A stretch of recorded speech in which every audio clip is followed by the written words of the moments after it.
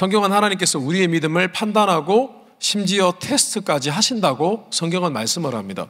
그래서 우리는 하나님께서 우리를 판단하시는 것을 기억할 뿐만 아니라 우리 자신도 우리 자신에 대해서 판단하고 평가해 보아야 됩니다. 무엇을 평가하냐고요? 우리가 하나님 보시기에 잘하고 있는지. 그것이 깨어있는 신앙입니다, 여러분. 그것이 하나님을 믿는 사람들의 지혜입니다. 오늘 말씀해 보니까 다윗이 노년에 남긴 유언이 나옵니다. 이제 나이가 지긋해졌습니다. 이제 죽음을 앞두고 있습니다. 다윗이 유언을 합니다. 그런데 그의 유언의 첫 마디가 무엇이냐면 바로 스스로 자신을 돌아보는 자신에 대한 평가입니다. 자신의 이밸류에이션을 한 것입니다. 나는 이런 사람인 것 같습니다. 나는 이런 사람입니다. 이렇게 살았습니다. 라고 고백을 하는 것입니다. 근데 그 세 가지 평가를 보면은 지극히 영적이고 신앙적입니다. 이것은 그가 평생을 하나님의 판단과 평가를 의식하고 살았음을 보여줍니다. 그리고 그는 하나님의 판단의 기준이 무엇인지도 정확히 알고 있었던 것 같습니다. 그래서 이러한 목적을 가지고, 이러한 신앙의 목적을 가지고 살았음을 우리는 알 수가 있습니다. 그래서 오늘은 다윗이 붙들고 살았던 신앙의 세 가지 목적, 달리 말하면 하나님께서 우리를 보시는 판단 기준 세 가지에 대해서 잠시 말씀을 나누고 묵상을 생각하도록 하겠습니다. 첫 번째로 따라해 보겠습니다. 높이심. 다윗은 자신을 평가하기를 높이 세워진 자라고 그렇게 평가를 했습니다. 여기서 당장 드는 생각이 무엇입니까? 다윗이 이렇게 고백을 했습니다. 수동태로 고백을 했습니다. 하나님으로부터 세워진 자라고 스스로를 평가했습니다. 이게 무슨 말입니까? 1차적인 의미로는 자신은 더 이상 높아질 수 없는 왕이 되었습니다라는 뜻입니다. 누구에 의해서요? 하나님에 의해서. 근데 이것은 단순히 자신이 너무 잘하고 탁월해서 왕이 되었다는 그런 자기적인 교만이 아닙니다. 이것은 하나님께서 그렇게 만들어 주셨다는 것입니다. 그런데 이 자신의 고백 가운데는 그가 하나님께 인정받았다는 의미도 담겨져 있습니다. 나는 하나님께서 나를 아시고 내 중심을 아시고 이런 은혜를 받았습니다라고 고백을 한 것입니다. 하나님께서 내 삶에 이렇게 나의 인생을 높여 주셨습니다. 세워 주셨습니다. 그런 뜻입니다. 여기서 우리는 다윗이 어떤 신앙의 목적을 두고 살았는지를 유추해 볼 수가 있습니다. 그는 정말 하나님께 인정받기를 원했습니다. 하나님이 알아주시기를 원했습니다. 사람이 아니라 하나님이 알아주시기를 원했고, 실제로 그는 하나님께 인정받아 하나님께서 그를 높여 주셨습니다. 세상에 믿지 않는 사람들은 사람에게 인정받기를 원합니다. 사람으로 인해서 높임받기를 원합니다. 그러나 성경은 사람이 사람에게 인정받는 것이 중요한 것이 아니라 사람은 하나님께 인정받아야 되고 하나님께서 그를 높이신다고 분명히 말씀하고 계십니다. 실제로 다윗이 왕이 된 것은 물론 하나님께서 이미 그를 택정하신 부분이 있습니다. 그러나 사울왕도 마찬가지였습니다. 사울왕도 하나님께서 지명하신 것이었습니다. 두 사람 다 하나님께서 사무엘 선지자를 통해서 기름을 부어서 왕으로 세웠습니다. 그런데 결과는 달랐습니다, 여러분. 사울왕은 하나님의 지명으로 왕이 되었지만 결국 그는 죽고 말았습니다. 하나님께 버림받고 말았습니다. 그러나 다윗은 처음부터 왕이 된 것은 아닙니다. 수많은 고난을 겪었습니다. 그 와중에 하나님의 뜻에 순종하기 위하여 자신의 목숨을 내놓을 정도였습니다. 그런데 하나님께서 그를 인정해 주셨습니다. 높이 세워주셨습니다. 단순히 남유다 자신이 속한 지파의 왕이 된 것이 아니라 이스라엘 12지파의 통일왕국의 왕이 되었습니다. 이것은 그가 하나님께 인정받아 하나님께서 그를 높여주신 은혜의 결과물이었습니다. 성경에는 하나님께서 하나님의 자녀들을 높이 세워주시는 그런 말씀과 내용들이 수십 차례 나옵니다. 어떤 말씀에는 이런 말씀이 있습니다. 하나님께서 그를 높이셨다, 하나님께서 그를 세워주셨다라고 표현하기도 하고, 또 어떤 성경에는 하나님께서 그를 존귀하게 여기신다, 하나님께서 그를 영화롭게 하신다, 심지어 노골적으로 lift up, 하나님께서 그를 탁 높여주셨다라고 묘사를 합니다. 시편 75편 6절 7절입니다. 가시겠습니다. 무릇 높이는 일이 동쪽에서나 서쪽에서 말미암지 아니하며 남쪽에서도 말미암지 아니하고 오직 재판장이신 하나님이 이를 낮추시고 저를 높이시느니라. 아멘. 그 동서남은 있는데 왜 북쪽은 없는지 모르겠는데, 이 시편 말씀, 시편 기자는 분명히 선언하고 있습니다. 하나님께서 높이고 낮추신다. 하나님께서 이 세상에서 하나님께 인정받는 자를 하나님이 높이신다. 그러나 교만한 자는 하나님이 낮추신다라는 뜻입니다. 성도 여러분, 하나님의 높이심, 세우심은 하나님의 약속입니다. 그리고 성경에 있는 모든 하나님의 사람들의 이야기는 하나님께서 그들을 높이시는 간증들입니다. 물론 그 가운데는 때로는 하나님의 일을 하다가 하나님께 인정은 받았으나 순교한 사람들도 존재합니다만은 대부분의 그 역사들은요, 그때 해피엔딩이지 않습니까? 그 내용이 어떤 내용입니까? 하나님께서 결국 그들을 고난 중에 그들의 믿음을 달아보시되 그를 인정하시고 이후에 은혜로 갚으시는 내용, 그들을 높이 세워주시는 내용으로 가득합니다. 그러므로 성도 여러분, 하나님께만 인정받기를 사모하십시오. 하나님께 인정받아야 됩니다. 하나님께서 높이셔야 됩니다. 그리고 하나님께서 무슨 일을 기뻐하시는지를 분명히 아십시오. 그렇다고 또 하나님께서 세상 사람들이 꿈꾸는 그런 세상적인 높이심을 너무 기대하지는 마십시오. 왜냐하면 하나님께서 우리를 높여주시는 것은 두 가지인데, 하나는 천국에서 우리를 칭찬하시고 상급을 주시는 것이고, 또 한 가지는 이 땅에서 하나님께서 은혜로 이 땅에서 사람들에게 인정을 받게 하시는 것인데, 이 세상에서 높이심은 우리의 생각과는 조금 다를 수가 있습니다. 저는 하나님을 믿고 영혼들을 많이 만나고 케어하면서, 이 목회를 하면서 제 가슴 속에 영적인 한 가지 통찰이 생겼습니다. 영적인 안목이 생겼습니다. 그것이 무엇이냐 하면, 어떤 사람을 볼 때에 그 사람 속에 있는 하나님이 기뻐하실 만한 것이 무엇인지를 그냥 아는 영적인 감각이 생겼습니다. 사람을 많이 만나고 또 기도하며 축복하고 그분들의 신앙을 항상 고민하고 연구하고 축복해 드리다 보니까 그런 통찰이 생겼습니다. 그래서 어떤 분을 보면은 와, 하나님 기뻐하시겠구나 라고 느껴집니다. 세상적인 관점으로 바라보면 별로 매력 없는 사람입니다. 사람들, 주위에 있는 사람들이 그리 좋아하지 않는데 하나님은 그 사람을 무척 좋아하시는 것을 느낄 때가 있어요. 여러분, 때로는요, 세상의 인기와 하나님께 인기를 누리는 것과는 조금 다를 때가 있습니다. 세상에서는 막 인정받는데 하나님은 별로 안 좋아하는 사람이 있어요. 이러이러하니까 하나님이 이분을 높이 세워주시는구나. 심지어 이럴 때도 있습니다. 하나님이 기뻐하시는데 왜 저분은 저렇게 힘들까? 그런 안타까움이 들 때가 있는데, 또 때로는 이렇습니다. 언젠가 하나님이 곧 높여주시겠거니. 그런 감동을 받을 때가 있습니다. 근데 성도 여러분, 이것은요, 어떤 신비로운 영적인 감각이 아닙니다.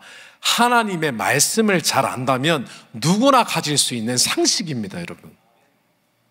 하나님이 기뻐하실 만한 것을 아는 것입니다. 어떻게 합니까? 말씀을 통해서 아는 겁니다, 여러분. 말씀을 통해서 느끼는 겁니다. 성도 여러분, 하나님의 높이심, 하나님의 세우심을 사모하십시오. 하나님께 인정받기를 사모하십시오. 만약에 하나님께서 내 중심을 하시고 하나님만 의식하며 그렇게 살다가 하나님이 나를 높이시는 그런 느낌을 받으면은 마치 시편 23편에 다윗이 고백했던 것처럼 하나님 앞에 내 살이 넘치나이다 라고 고백하십시오. 하나님 은혜가 과합니다.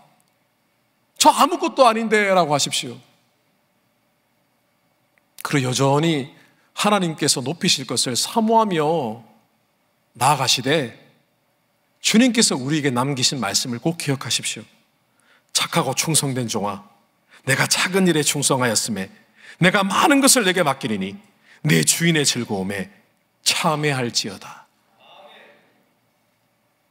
하나님이 높이심을 신앙의 목적으로 두고 살게 되시기를 주님 이름으로 축원합니다. 이것이 행복입니다, 여러분. 두 번째로 따라 보겠습니다. 부으심. 다윗은 오늘 자신을 평가하기를 기름 부음 받은 자라고 평가를 했습니다. 기름 부음 받은 자. 사실 표면적인 의미로는 기름 부음을 받았다는 것은 다윗이 앞서 나는 하나님으로부터 세움을 받은 자라고 고백한 것과 같은 의미 같습니다. 기름 부음을 받았다는 것은 제사장이 되었거나 왕이 된 것을 의미하기 때문입니다.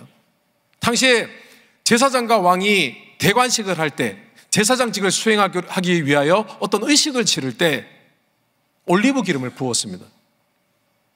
그런데 다윗은 오늘 나는 기름 부음을 받은 자입니다라고 할 때 다윗은 그런 의미로 고백한 것이 아닙니다. 그는 하나님께 기름 부음을 받는 것은 곧 성령의 은혜와 능력을 받은 것을 알고 있었습니다. 그런 의미를 가진 것을 분명히 알고 있었습니다. 왜냐하면 그가 선지자 사무엘에게 기름 부음을 받았을 때 그는 그 즉시 성령을 받았기 때문입니다. 사무엘상 16장 13절입니다. 같이 읽겠습니다. 사무엘이 기름 뿔병을 가져다가 그의 형제 중에서 그에게 부었더니 이날 이후로 다윗이 여호와의 영에게 크게 감동되니라. 아멘. 다윗은 알았습니다. 그냥 기름 붓는 것이 단순히 그냥 머리 위에 기름 부어서 어떤 의식을 치르는 게 아니라 이 기름은 바로 anointing, 성령의 기름이 부어지는 것, 성령의 능력과 은혜가 부어져서 성령의 감동이 임하고 성령의 inspiration, 영감을 받는 것임을 그는 알고 있었습니다. 그래서 그는 그것을 누리며 살았습니다, 여러분. 오늘 사무엘하 23장 2절 말씀을 보십시오. 같이 읽겠습니다. 여호와의 영이 나를 통하여 말씀하시며 그의 말씀이 내 혀에 있도다. 아멘. 오늘 사무엘하 23장 1절의 말씀 바로 직후에 2절에 보니까 다윗이 좀 이상한 고백을 합니다. 하나님의 말씀이 내 혀에 있다고 했습니다. 이 뜻은 저는 하나님의 율법의 말씀을 너무 잘 알기 때문에 늘 그 말씀을 암송합니다라는 뜻이 아닙니다, 여러분. 분명히 여호와의 영이 나를 통하여 말씀하신다고 했습니다. 다윗은 구약시대에 몇 안 되는 성령을 받은 사람이었습니다. 성령의 영감과 감동으로 충만한 사람이었습니다. 그래서 그는 때로는 하나님께 기도하면 그 감동과 영감이 너무 강하게 느껴지면 그것이 마치 하나님의 뜻이 분별되어지는 은혜를 누렸습니다. 그것이 더 강해지면은 그는 하나님의 음성을 듣기도 했습니다. 실제로 다윗이 전쟁과 같은 대사를 치를 때에 그는 늘 하나님 앞에 쪼르륵 달려가서 반나절을 한나절을 기도했습니다. 도와달라고 기도한 것이 아닙니다. 하나님 어떻게 할까요? 전쟁을 할까요 말까요? 도망갈까요? 머무를까요? 그런 하나님께 질문을 드리는 기도를 했고 그 속에 성령의 감동이 임해서 그는 하나님의 뜻을 분별해서 하나님이 음성을 듣고 그는 인생을 살아갔습니다. 그래서 그 숱한 고난 가운데 그는 위험을 피하여 하나님의 구원을 경험하고 살았던 것입니다. 그래서 다윗은 자신의 인생 가운데 anointing, 성령의 은혜가 부어지는 것을 신앙의 목적으로 삼고 살았습니다.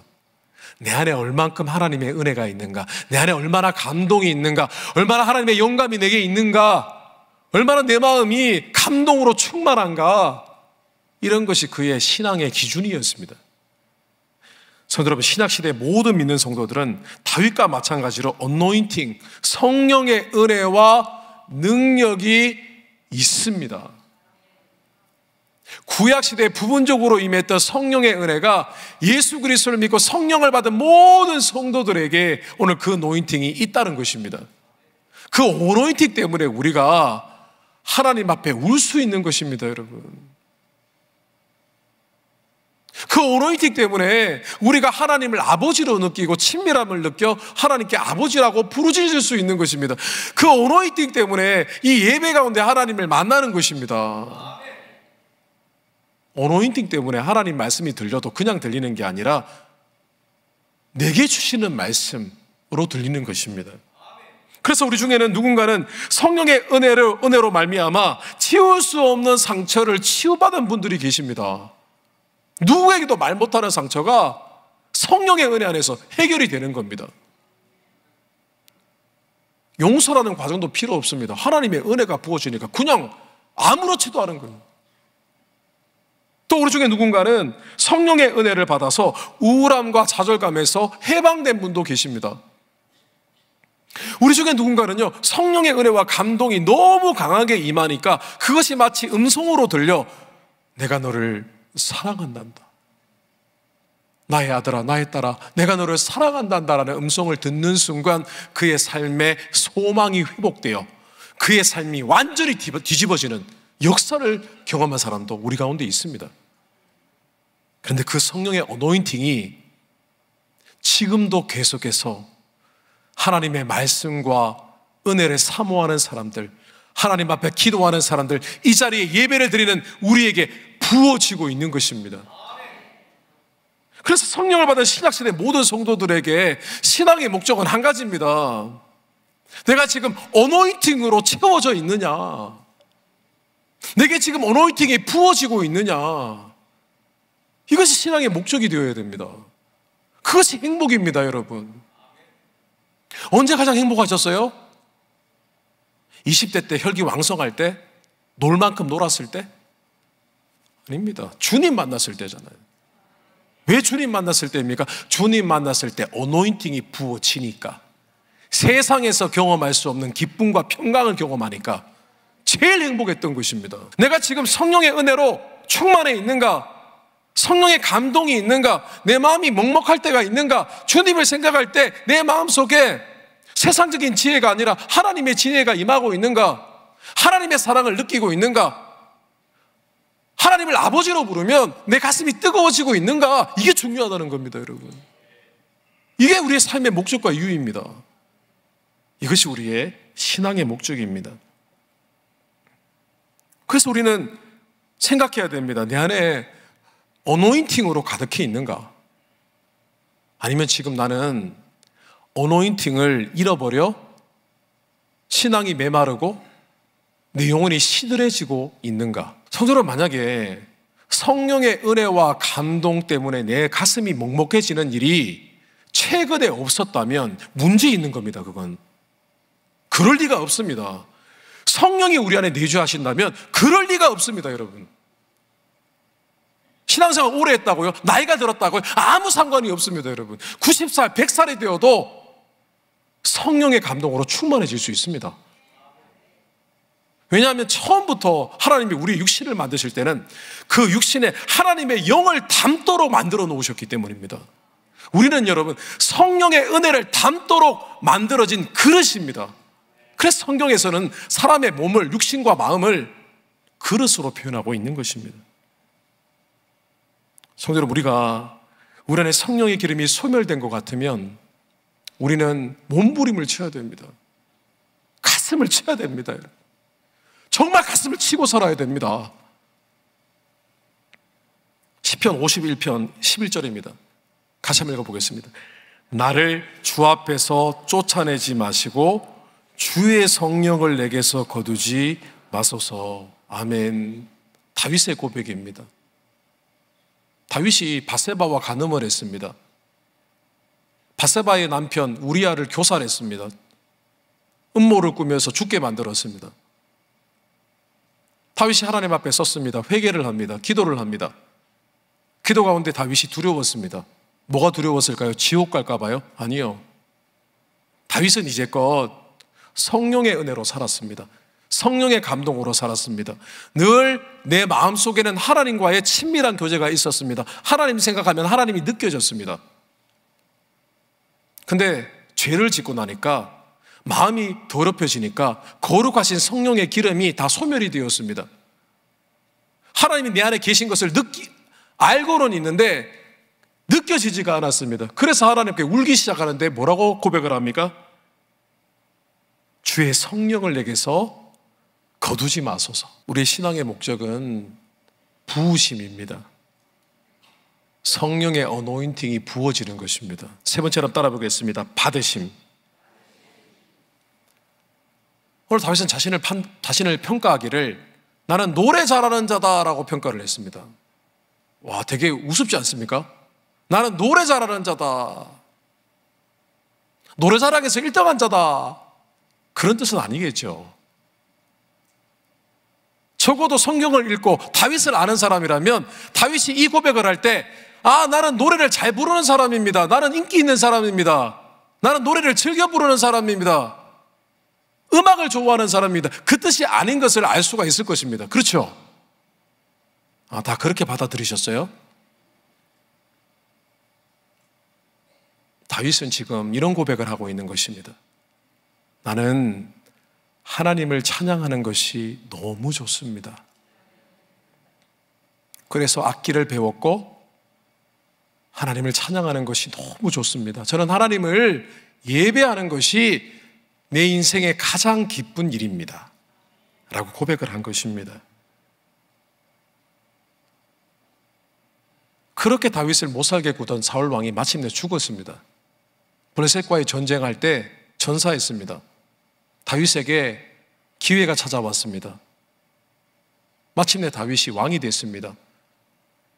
자신이 소속된 유다 지파의 왕이 된 것이 아니라 이스라엘 전체 12지파의 통일 왕국의 왕이 되었습니다. 어마어마한 일이 일어났습니다. 이제 인생이 풀리나 싶었습니다. 지구명에 햇볕이 들었습니다.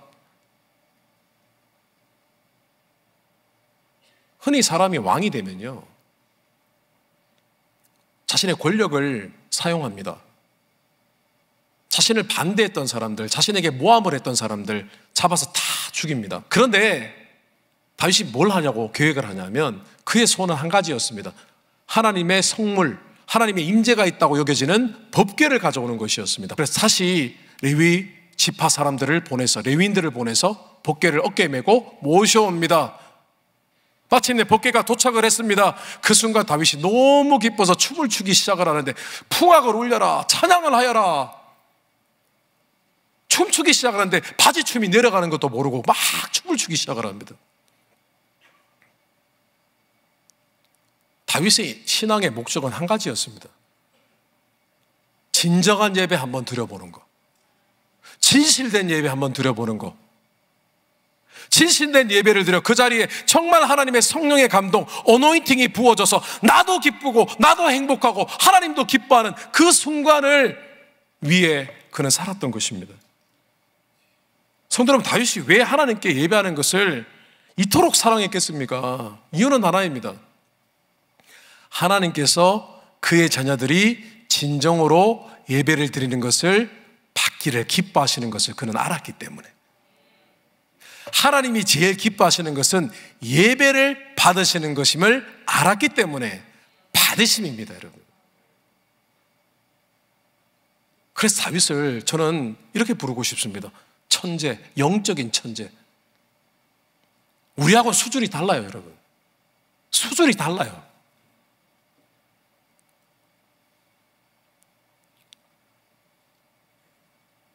시편에는 시편 기자의 애절한 예배 사랑이 자세히 묘사가 되어 있습니다.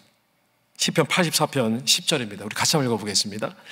주의 궁정에서의 한날이 다른 곳에서의 첫날보다 나은즉 악인의 장막의 거함보다 내 하나님의 성전 문지기로 있는 것이 좋사오니 아멘. 우리가 너무나 잘 아는 말씀입니다.